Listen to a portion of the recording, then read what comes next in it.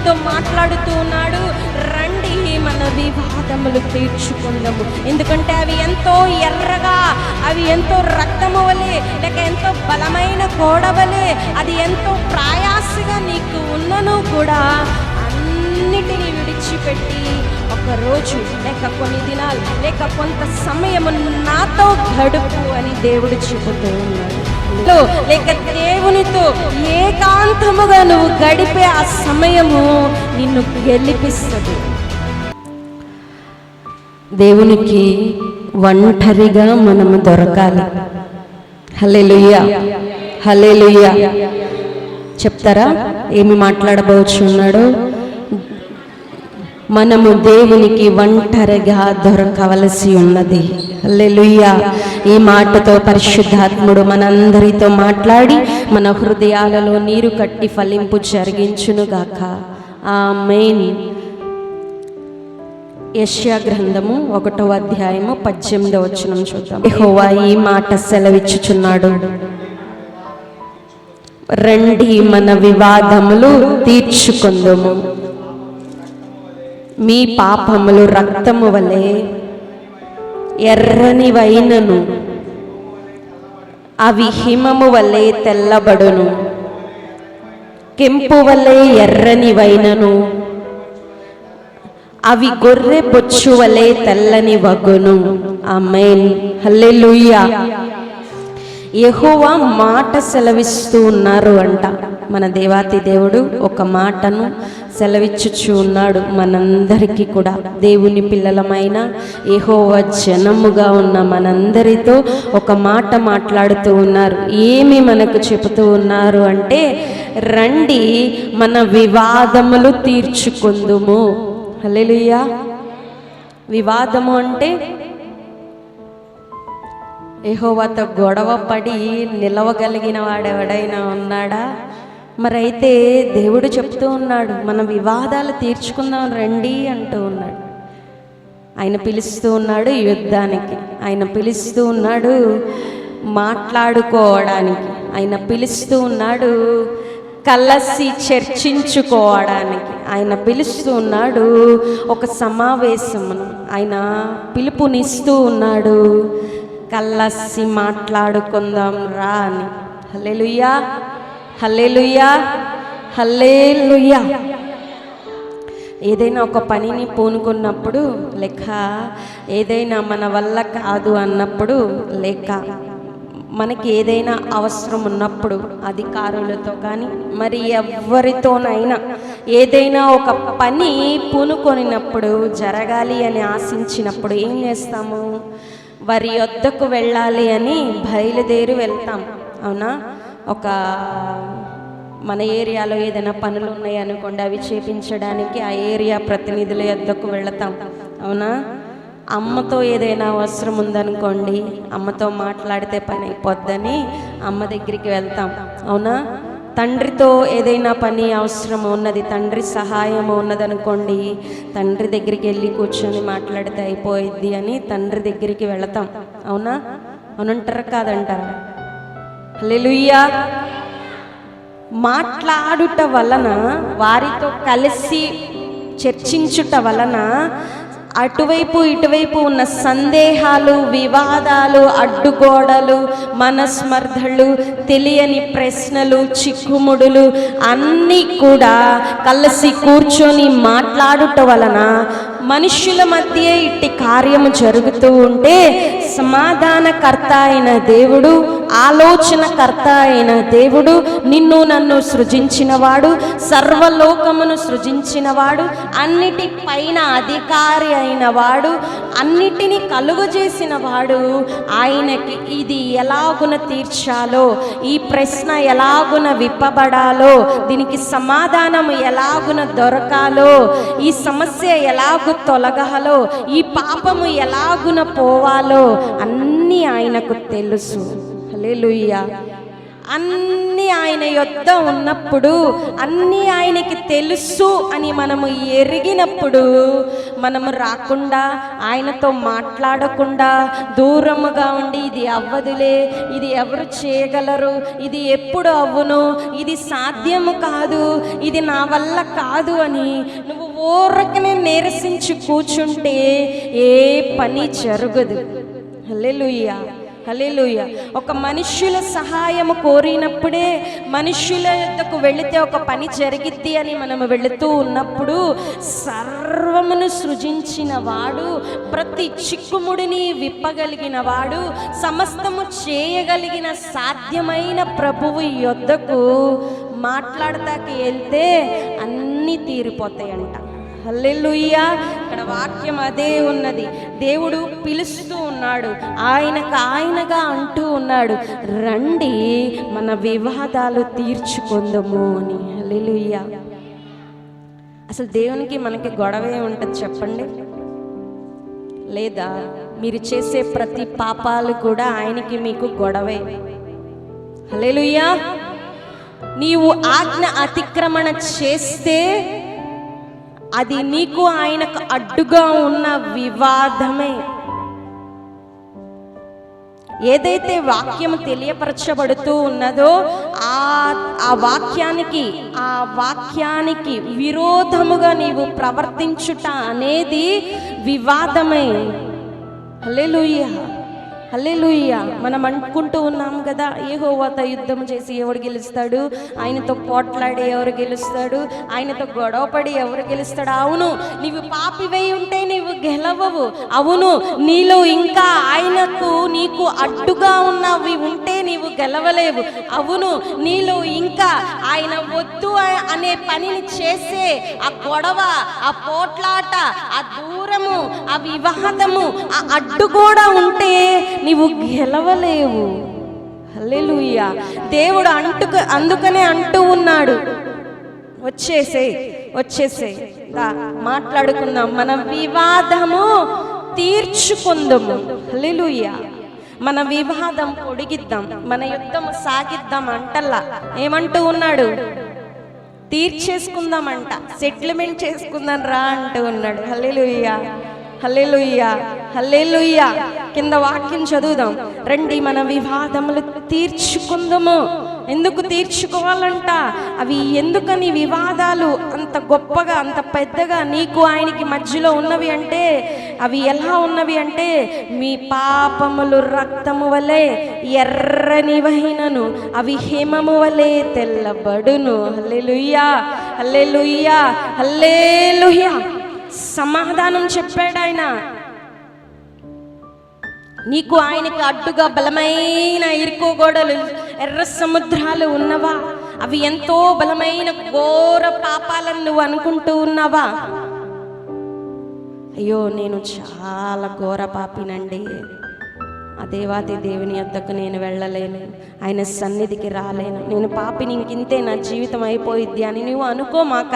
ఆయన అంటూ ఉన్నాడు, నువ్వెంతటి ఘోర పాపివైనా, లేక నీలో ఎన్ని ఘోరమైన దేవునికి విరోధమైన పెద్ద పెద్ద గొడవలున్నా, పెద్ద వివాదాలున్నా, పెద్ద గోడలు, అడ్డు గోడలు ఉన్నా, ఆయన అంటూ ఉన్నాడు కదా, నీవి ఎంత పాపములు రక్తము వల్ల ఎర్రనివైనా ఆయన ప్రేమతో అవి హిమము వలె తెల్లగా మారిపోతాయంట. హల్లెలూయా. అది ఎంత బలమైన అడ్డుగోడ అయినా అయి ఉండవచ్చు, అది ఎంత గొప్ప వివాదమైనా అయి ఉండవచ్చు, ఆయన ప్రేమ చూపితే, ఆయన కృప కురిపిస్తే, అది ఎంత బలమైనదైనా ఒక మంచులాగా కరిగిపోద్ది. హల్లెలూయా. అది ఎంత ఎర్రని పాపమైనా తెల్లగా మారిపోద్ది. హల్లెలూయా. సర్వశక్తిమంతుడు, సర్వమును చేయగలిగిన వాడు, ఎంతటి పాపినైనా క్షమించగలిగిన వాడు. ఎందుకంటే పాపముల కొరకై తన యొక్క రక్తమును కార్చిన దేవుడు, ప్రాణమును పెట్టిన దేవుడు, సిలువలో మరణం పొందిన దేవుడికి సమస్తము సాధ్యమే. నీ పాపములు తీయుట ఆయనకి సాధ్యమే. అది ఎంత ఘోర పాపమైనా, అది ఎంత ఘోర అవిధేయతైనా, అది నీకు ఆయనకు మధ్య ఒక పోట్లాటగా, గొడవగా, అది నీవు చేయలేనిదిగా ఉన్నా దేవుడు దేవుడు ఆయన ప్రేమ చొప్పున, కృప చొప్పున నీవు ఆయన యొద్దకు వస్తే తీసివేస్తాడు. హల్లెలూయా, హల్లెలూయా. దూరముగా ఉండి ఏ పోట్లాటను, ఏ వివాదమును తీర్చుకొనలేము. నీవు దూరముగా ఉండుట ద్వారా ఇంకొంచెం ఆ గొడవ, ఆ వివాదము లేక ఆ అడ్డు కూడా ఇంకా బలపడిద్ది, కానీ ఇంకా తరగదు అది. ఎప్పుడైతే ఆయన యొద్దకు వెళతావో, ఆయన పిలుస్తూ ఉన్నప్పుడు వస్తావో, నీ అడ్డుకోవడాలు, నీ వివాదాలు, నీ పాపాలు, ఆయనకి నీకు అడ్డుగా ఉన్న ప్రతి అజ్ఞానము, అవిధేయత, లోబడని ధనము, దేవుణ్ణి ఎదిరించుట, ఆజ్ఞ అతిక్రమణ, వాక్యమునకు విరోధముగా ప్రవర్తించుట, మరి అది ఏదైనాను ఆయన సన్నిధిలోనికి, ఆయన సముఖంలోనికి, ఆయన యొద్దకు ప్రభువైన దేవునితో ఏకాంతముగా గడుపుటలో అన్నీ కొట్టివేయబడతాయి. హల్లెలూయా. ఒంటరిగా ఆయనకు దొరుకుటలో మొత్తము లయపరచబడతాయి. హల్లెలూయా, హల్లెలూయా, హల్లెలూయా. ఒంటరిగా ఏకాంతముగా యెహోవా సన్నిధిలో గడిపిన వారు ఎలాంటి కృపలు పొంది ఉన్నారో వాక్యంలో నుంచి చూద్దాం. అలాగా ఒంటరిగా గడిపితే నీవు ఎంతటి పాపివైనా, లేక నీవు చేయలేనిది, నీ వల్ల కాని చిక్కుముడి ఏదైనా, నీకు ఆయనకు అడ్డుగా ఉన్న బండ అది ఏదైనా, నీవు ఇది నాకు సాధ్యము కాదు అనుకుంటూ ఉన్నది ఏదైనా, ఆయన ప్రేమ, కృప, ఆయన సామర్థ్యమును బట్టి ఇలా తీసివేస్తాడు. హల్లెలూయా, హల్లెలూయా. వాక్యాన్ని చూద్దాము. ఆదికాండము 32వ వచనం, 32వ అధ్యాయము, 32వ అధ్యాయము 22వ వచనం. ఆ రాత్రి అతడు లేచి తన 2 భార్యలను, తన 2 దాసీలను, తన 11 మంది పిల్లలను తీసుకొని యబ్బోకు రేవు దాటిపోయాను. చాలు, మరలా చదువుదాం. హల్లెలూయా. అందరూ ఇటు చూడాలి. మనం ఇక్కడ యాకోబు గూర్చి చూస్తూ ఉన్నాం. క్రైస్తవుడుగా ఎన్నో మార్లు యాకోబు ఇజ్రాయేలుగా మార్చబడ్డాడంట అని వింటూనే ఉంటాం, అవునా? ఆయన ఎంతో పోరాడి గెలిచాడంట. పాదములు పట్టుకొని ప్రార్థించి ఆ యొక్క యాకోబు నుండి ఇజ్రాయేలుగా ఆశీర్వాదముగా మార్చబడ్డాడు అని మనమందరం వాక్యములు ఎన్నోసార్లు వింటూ ఉన్నాం. ఇప్పుడు కూడా విందాము. పరిశుద్ధాత్ముడు మనతో సరికొత్తదైన మాట ఏదో మాట్లాడాలని మన మధ్యలో ఉన్నారు. ఆయనే మాట్లాడుతూ ఉన్నారు. అందరు చెవిగలిగిన వాడు దేవుని చెప్పుతూ ఉన్న, ఆత్మ చెప్పుతూ ఉన్న మాట వినుగాక. ఆమేన్, హల్లెలూయా. యాకోబు అంట ముందు జీవిత కాలంలో ఎన్నో శ్రమలను అనుభవించి ఉన్నాడు. ఎన్నో శ్రమలు అనగా ఆ యొక్క తండ్రిని మోసం చేసి అన్నకు రావలసిన ఆశీర్వాదాన్ని తీసేసుకొని వెళ్ళిపోయి ఆ దాస్యత్వపు బ్రతుకులో ఆ మామ ఇంటిలో ఎంతో వెట్టి చాకరీ చేస్తూ కొన్ని సంవత్సరాలు గడిపి ఉన్నాడు. ఆ విషయాలు మనందరికీ తెలుసు. అలాంటి ఎంతో దయనీయమైన స్థితిలో యాకోబు బ్రతికి ఇంకా వేసారిపోయి ఉన్నాడు. ఎంత శ్రమించినా, ఎంత కష్టము చేసినా మామ తగిన ఫలము ఇవ్వకుండా ఎంతో అతన్ని వెట్టి చాకరీ చేపించేవాడిగా తగు ఫలము, ఆశీర్వాదమును అనుభవించుటకు ఏమాత్రం అవకాశం లేకుండా యాకోబు స్థితి అయిపోయినది. సరే, ఆ యొక్క మామ ఇంటి నుండి వచ్చేస్తూ ఆశీర్వాదము కొరకు ఇంకా ఈ యొక్క బానిస బ్రతుకు చాలును, ఇప్పటికైనా మంచి బ్రతుకుదాము, లేక ఇంకా ఈ ఉపశమనము కలుగునట్లు నా బ్రతుకులో బ్రతుకుదాము అని ఒక ఆలోచన చేసుకొని, ఒక వాంఛ కలిగి ఏమి చేస్తూ ఉన్నాడు అంటే, మరలా వచనాన్ని చదువుదాము. ఆ రాత్రి అతడు లేచి 2 భార్యలను, 2 దాసీలను, 11 మంది పిల్లలను తీసుకొని యబ్బోకు రేవు దాటిపోయెను. హల్లెలూయా. అందరూ ఇటు చూడాలి. ఇంక పడిన ప్రయాస, కష్టము, వేదన అన్నిటినీ కూడా ఇంకా భరించలేను అనే విధముగా తన స్థితి మారిపోయినప్పుడు ఒక్క సమయంలో ఏం చేస్తూ ఉన్నాడంటే, ఇంక ఇవన్నీ కాదు, అసలు దేవునితో నా వివాదాన్ని తీర్చుకుంటాను, దేవుడే నాకు ఈ మార్గము చూపాలి, నా శ్రమకు, నా యొక్క ప్రయాసకు, నా వేదనకు, నా భారమును ఆయనే తీయాలి, నా పాపపు శాపపు బ్రతుకును ఆయనే తీయాలి అని ఆ రాత్రికాల సమయంలో ఏమి చేస్తూ ఉన్నాడు అంటే, తనకు కలిగినవన్నీ కూడా పంపించేశాడంట. హల్లెలూయా. ముందు ఈ భార్యను, దాసీలను వీటిని పంపించే కన్నా ముందు వచ్చినాల్లో చూస్తే ఆ పశువులను, తనకు కలిగిన దాసీలను, ఆ సంపదనంతా పంపించేసినట్లుగా చూస్తూ ఉంటాము. మీరు తర్వాత చదువుకోండి. ఆ తర్వాత ఏం చేస్తూ ఉన్నాడంటే, ఫస్ట్ ఏం చేస్తూ ఉన్నాడు, తన ఆస్తిని పంపించేశాడు, తర్వాత తనకు కలిగి ఉన్న బలగాన్ని పంపించేశాడు, తర్వాత ఆఖరిగా తన భార్యలను కూడా, తన దాసీలను పంపిస్తూ ఉన్నాడు, తర్వాత తన భార్యలను పంపిస్తూ ఉన్నాడు. మొదటగా భార్యను, తర్వాత ఇష్టమైన భార్యను పంపిస్తూ ఉన్నట్లుగా చూస్తాము మనం వచనాల్లో చూస్తే. అలాగున తర్వాత కుమారులను కూడా పంపించేస్తూ ఉన్నట్లుగా చూస్తాం. అందరినీ, ఆస్తిని, కలిగిన సంపదలను, కుమారులను, భార్యలను అన్నిటినీ కూడా పంపించి వేసి ఒంటరిగా మిగిలిపోయి దేవుని యొద్ద పోరాడడానికి ఉండిపోయాడంట. హల్లెలూయా, హల్లెలూయా.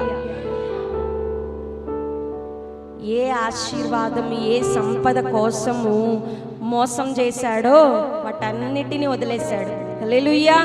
అసలు పాపము ఎలాగున జరిగినదో ఆ పాపాన్ని పంపించేశాడు, ఆశీర్వాదాన్ని పంపించేశాడు. ఇంకా ఏ భార్యల కోసము ఆ దాసీగా మామ ఇంట్లో పనిచేసి ఉన్నాడో ఆ భార్యలను కూడా పంపించేశాడు, ఇష్టమైన కుమారులను కూడా పంపించేశాడు. అందరినీ పంపించేసి ఇంకా నాకు ఏమీ వద్దు, ఏ సంపద వద్దు, ఏ యొక్క బలగము వద్దు, ఏ ప్రేమలు వద్దు, ఏ బంధాలు వద్దు అని అన్నిటినీ పక్కన పెట్టేసి, అన్నిటినీ పంపించేసి ఒంటరిగా దేవునితో మాట్లాడడానికి ఉండిపోయాడంట. హల్లెలూయా, హల్లెలూయా, హల్లెలూయా. వేటి కొరకైతే దేవుణ్ణి మోసగించాడో, వేటి కొరకు దేవుని వైపు చూడలేకపోయాడో, దేని కొరకు దేవుణ్ణి పక్కన పెట్టేశాడో వాటన్నిటిని విడిచిపెట్టేసి, ఎప్పుడైతే ఆఖరికి స్థితి చేజారిపోయినట్లుగా, ఇక మరణమే తన ముందు ఉన్నట్లుగా అనిపించినదో ఆ సమయంలో ఏం చేస్తూ ఉన్నాడు అంటే, ఇక దేని కొరకు పాపాలు చేశాడో, వ్యర్థముగా గడిపాడో, ఇంకా మోసగించాడో వాటన్నిటిని విడిచిపెట్టేసి ఏకాంతముగా దేవుని కొరకు, దేవునితో మాట్లాడడానికి మిగిలాడంట. హల్లెలూయా, హల్లెలూయా, హల్లెలూయా. వింటూ ఉన్న ప్రియ సంగమా, నీవు ఏ పాపాలు వేటి గురించి చేశావో నాకు తెలియదు కానీ, లేక దేనిని బట్టి దేవునితో గడిపే ఆ సంబంధాన్ని విడిచావో కానీ, దేని కొరకు దేవుని సాన్నిధ్యాన్ని అమ్మేశావో గాని, మరి ఏ పందకముల చేత, లేక ఏ బాంధవ్యాల చేత, ఏ ప్రేమల కొరకు, ఏ సంపద కొరకు దేవుణ్ణి మోసగించావో నాకు తెలియదు కానీ, దేవుడు అంటూ ఉన్నాడు, రండి మన వివాదాలు తీర్చుకుందాము. హల్లెలూయా, హల్లెలూయా. యాకోబు ఎలాగైతే వేటి కొరకు దేవుడికి దూరముగా ఉన్నాడో, దేవుని మోసగించాడో, దేవుని యొక్క ఆశీర్వాదాలను కోల్పోయి ఉన్నాడో, వాటన్నిటినీ ఒక్కసారిగా విడిచిపెట్టేసి దేవునితో గడపడానికి ఒంటరిగా మిగిలిపోయాడంట. హల్లెలూయా.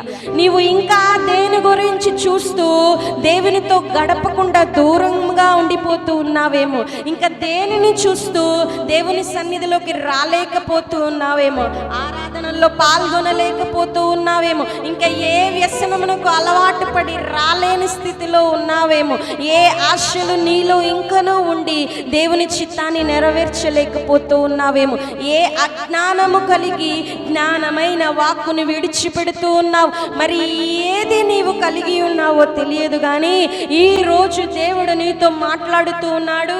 రండి, మన వివాదములు తీర్చుకుందాము. ఎందుకంటే అవి ఎంతో ఎర్రగా, అవి ఎంతో రక్తము వలె, లేక ఎంతో బలమైన గోడవలే, అది ఎంతో ప్రయాసగా నీకు ఉన్నను కూడా అన్నిటినీ విడిచిపెట్టి ఒక రోజు లేక కొన్ని దినాలు లేక కొంత సమయము నాతో గడుపు అని దేవుడు చెబుతూ ఉన్నాడు. హల్లెలూయా, హల్లెలూయా. యాకోబు అన్నిటిని పంపించేసి ఇంకా ఏది వద్దని చెప్పి ఏం చేస్తూ ఉన్నాడంట? చదువుదామమ్మా, 23వ వచనం. యాకోబు వారిని తీసుకొని ఆ ఏరు దాటించి తనకు కలిగినదంతయు పంపివేశాను. యాకోబు ఒక్కడు మాత్రమే మిగిలిపోయాను. ఒక నరుడు తెల్లవారు వరకు అతనితో పెనుగులాడాను. తాను అతని గెలవకుండుట చూచి తొడగూటి మీద అతనిని కొట్టెను. అప్పుడు అతడు ఆయనతో పెనుగులాడుట వలన యాకోబు తొడగూడి వసిలెను. హల్లెలూయా. అన్నీ పంపించేసి ఒక్కడు మిగిలిపోయాడంట. ఏవి దేవునికి నీకు అడ్డుగా ఉన్నవో అన్నీ పంపించే. ఇంకా నీవు వేటిని చూసుకొని ఆ దేవునికి దూరం అయిపోతూ ఉన్నావు, ఏ యొక్క అతిశయము నీలో ఉన్నదో వాటన్నిటిని విడిచిపెట్టి ఒక్కరోజు లేక కొంత సమయము లేక కొన్ని రోజులు నీవు దేవునితో ఒంటరిగా గడిపితే, లేక ఈ యాకోబులాగా పొందుకునే వరకు అన్నిటినీ విడిచిపెట్టి ఒంటరిగా గడిపితే ఖచ్చితముగా నీవే గెలుస్తావంట. హల్లెలూయా. ఎందుకో చెప్పున, ప్రేమామయుడు గనుక. హల్లెలూయా. ఈయన ఆ యొక్క దేవుని దేవదూత లేక దేవుని పాదాలు పట్టుకొని అంత గట్టిగా పట్టుకొని, నన్ను ఆశీర్వదించు, ఆశీర్వదించకపోతే నిన్ను వెళ్ళనివ్వను. 26వ వచనం నుంచి చదువుదాం. ఆయన తెల్లవారుచున్నది గనుక నన్ను పోనిమ్మనగా ఆశీర్వదించితేనే కానీ పోనీయన నేను. చాలమ్మా. హల్లెలూయా. ఆశీర్వదించితేనే పోనివ్వను అని యాకోబు గట్టిగా పట్టుకుంటే ఆగడానికి ఏమైనా చిన్నపిల్లడా? బలవంతుడైన దేవుడండి. భూమిని ఒక్కసారి సప్పమని ఒక అప్పడంలాగా నలిపేయగలడు. అవునా? యాకోబు బలం ఎంత? కానీ ప్రేమ గెలిచింది. హల్లెలూయా. దేవుని బలం కన్నా ఆయనలో ఉన్న ప్రేమ యాకోబు మీద ప్రేమను బట్టి ఓడిపోయేలాగా చేసినదనమాట. హల్లెలూయా, హల్లెలూయా. నీవు కూడా ఆయన్ని ప్రేమిస్తూ పట్టుకున్నట్లయితే నీలో ఉన్న ప్రేమ గెలిచిద్ది. హల్లెలూయా. నీ పాపములు గెలవు, నీ యొక్క వివాదములు గెలవు, నీ అడ్డుగోడలు నిన్ను ఓడించలేవు. నీలో దేవుని ఎడల నీవు కలిగి ఉన్న ప్రేమే నిన్ను గెలిపిస్తుంది దేవుని ఎదుట. హల్లెలూయా. నీవు దేవుని మీద కలిగి ఉన్న ప్రేమ దేవుడు ఓడిపోయేలాగా చేస్తుంది. అంటే ఆయన నిన్ను క్షమించేలాగా చేస్తుంది. హల్లెలూయా, హల్లెలూయా. ఒంటరిగా నీవు అన్నిటిని విడిచిపెట్టి దేవునితో ఆ సమయము నీవు గడిపే దానిని బట్టి, ఆ ప్రేమ చూపే దానిని బట్టి, ఇంకా ఏదో నాకు వద్దు అనుకునే స్థితిని బట్టి నీలో దేవుని మీద ఉన్న ప్రేమే గెలుస్తుంది. నీవే గెలుస్తావు. హల్లెలూయా, హల్లెలూయా. నీకు ఆయనకు మధ్య ఉన్న ప్రేమ పందమే ఇద్దరిని గెలిపించేస్తుంది. హల్లెలూయా, హల్లెలూయా. మరి ఏది నిన్ను ఓడించదు, మరి ఏ పాపము నిన్ను ఓడించదు. ఆయనకి మనకి ఉన్న మధ్య ఆ సంబంధము, ఆ ప్రేమ ఎలాగున మనలను పైకి తీసుకువెళ్తుంది అంటే, అది నీవు పట్టుకునే ఆ యొక్క దేవునితో కలిగి ఉన్న సంబంధాన్ని బట్టి నిన్ను దేవుడు నీవు కలిగి ఉన్న ప్రతి స్థితిలో నుంచి కూడా వేరుపరిచి, ఏ అడ్డంకులున్నాను, ఏ పాపములున్నాను, ఏ అవిధేయతలున్నాను, ఏ అసమాధానములు ఉన్నను కూడా వాటన్నిటిని తొలగించి వేసి దేవుడు నిన్ను ఆయన బిడ్డగా మార్చి వేస్తాడు. హల్లెలూయా. ఇందాక పాట పాడుతూ ఉన్నారు కదా, సిద్ధన వలనే పయనము, ప్రార్థనలో నాటునది పెళ్ళగించుట అసాధ్యం, ప్రార్థనలో మూలిగితే మరిగైపోవుట అసాధ్యం. హల్లెలూయా, హల్లెలూయా. ప్రార్థనలో పోరాడితే పతనమవుట అసాధ్యము. హల్లెలూయా. ప్రార్థనలో లేక దేవునితో ఏకాంతముగా నువ్వు గడిపే ఆ సమయము నిన్ను గెలిపిస్తుంది. హల్లెలూయా, హల్లెలూయా. లోకంలో నీవు ఓడిపోవచ్చు, లోకంలో నీకు అసాధ్యముగా అన్నీ కనిపించవచ్చు, నీకు ఆయనకి పాపంలో అడ్డుగా ఉన్నవని నీవు అనుకోవచ్చు, లేక నేను మంచివాడిని కాదు, నాలో చాలా వ్యసనములు ఉన్నవి అని నీవు సంకుచిత భావము చూపవచ్చు. మరి ఏదైనా నీవు కలిగి ఉండవచ్చు. నా పరిస్థితులన్నీ ఇలాగున ఉన్నవి కదా, ఇప్పుడు నేను చేయలేనేమో అని నీవు అనుకోవచ్చు. అయితే పరిస్థితులన్నీ పక్కన పెట్టే, అన్నిటినీ విడిచే, ఏ బంధము బాంధవ్యాల ఆస్తులు ఇంకా మరి ఏదిటిని చూడమాక అన్నిటినీ విడిచిపెట్టి వచ్చే ఒంటరిగా దేవుడు పిలుస్తూ ఉన్నాడు. ఏకాంతముగా గడపడానికి వచ్చే, ఒంటరిగా మాట్లాడటానికి వచ్చే, అది ఏదైనా సరే ఆయనకు నీకు మధ్య ఉన్న ప్రేమ నిన్ను గెలిపిస్తుంది. హల్లెలూయా, హల్లెలూయా. ప్రేమ గెలిపిస్తుంది, కృప నిన్ను గెలిపిస్తుంది. ఆయన నీ మీద కురిపించే పరిశుద్ధ రక్తము, యేసుక్రీస్తు వారి యొక్క సిలువ త్యాగము నిన్ను గెలిపిస్తుంది. హల్లెలూయా. నిన్ను ఓడనివ్వదు. నిన్ను గెలిపించడానికే ఆయన సిలువలో మరణం పొందాడు. ఆయన ఓడిపోయాడు, ఆయన అవమానపరచబడ్డాడు, ఆయన చీల్చబడ్డాడు, ఆయన వేదన చెందాడు, ఆయన ఉమ్మివేయబడ్డాడు, ఆయన కోల్పోయాడు, ఆయన రిక్తుడిగా పుట్టాడు, ఆయన నీచమైన స్థితిలో, ఎంతో దయనీయమైన స్థితిలో ఆయన పెరిగాడు, పుట్టాడు, జీవించాడు, మహిమను విడిచాడు, అన్నిటినీ కాదనుకున్నాడు. దేని కొరకు అంటే నీ కొరకే, నా కొరకే. హల్లెలూయా, హల్లెలూయా. వాటన్నిటిని ఆయన అనుభవించాడు. మనము అనుభవించవలసినవి ఆయన అనుభవించేశాడు నీకు ఆశీర్వాదం ఇవ్వడానికి. హల్లెలూయా, హల్లెలూయా. నువ్వు ఆయన యొద్దకు వస్తే, కొంచెం సేపు ఏకాంతముగా గడిపితే, కొంచెం సేపు అనగా పొందుకునే వరకు. హల్లెలూయా. యాకోబు అంటూ ఉన్నాడు కదా, సమయం అయిపోయింది, నన్ను వెళ్ళనివ్వు అని దేవుడు అంటే, యాకోబు అంటూ ఉన్నాడు, ఆశీర్వదించితేనే కానీ వదలనంటూ ఉన్నాడంట. హల్లెలూయా, హల్లెలూయా.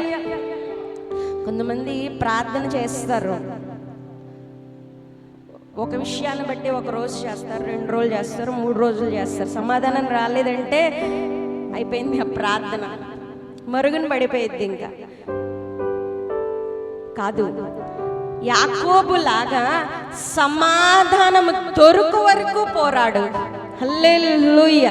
ఖచ్చితంగా సమాధానం నీకు ఇస్తాడు. హల్లెలూయా. ఎందుకంటే నీవు ఆయనతో గడిపే ఆ సమయమును బట్టి, ఆ పోరాటమును బట్టి, ఆ పట్టును బట్టి, నీలో కలిగి ఉన్న ఆ వాంఛను బట్టి, నీకు ఆయనకు మధ్య ఉన్న ప్రేమను బట్టి అది ఖచ్చితంగా దొరికిద్ది. విడువక పోరాడు, గట్టిగా పట్టుకొని పోరాడు. నన్ను వదిలిపెట్టు అని దేవుడు అంటూ ఉన్నా, వదలకుండా పట్టుకొని నా యాకోబులాగా నీవు పోరాడితే ఇచ్చేస్తాడు. హల్లెలూయా.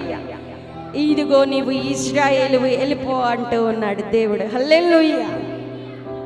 ఆ పోరాడేటప్పుడు ఆ మధ్యలో దేవుడు ఒక ప్రశ్న వేస్తూ ఉన్నాడంట. నీ పేరేంటి అని అడుగుతూ ఉన్నాడు. హల్లెలూయా. దేవునికి తెలియదా? తెలుసు. అయినప్పటికీ కూడా ఏమి పేరు చెబుతాడా అని అడిగితే నా పేరు యాకోబు అంటూ ఉన్నాడు. యాకోబు అనే పేరుకి అర్థము మోసగాడు అని అర్థముగా.